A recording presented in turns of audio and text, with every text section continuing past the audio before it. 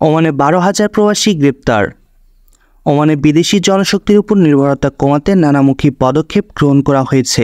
এছাড়া অবৈধ প্রবাসীরা যেন কোনোভাবেই দেশটিতে অবস্থান করতে না পারে সে লক্ষ্যে অভিযান জোরদার করা হয়েছে। তথ্য বলছে, গত 8 মাসে ওমানে বাংলাদেশি সহ 12,000 অবৈধ প্রবাসী গ্রেপ্তার হয়েছে। তাদের মধ্যে 9,700 জনকে নিজ নিজ দেশে ফেরত পাঠানো হয়েছে।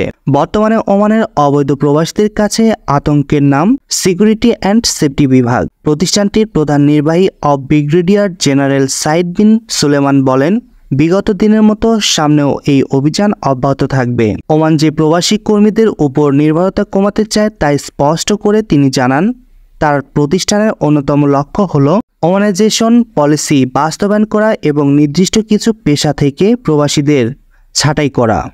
ধন্যবাদ সবাইকে। পরবর্তী নিউজ আপডেট পেতে প্রবাসী নিউজ 24 এর সাথে থাকুন।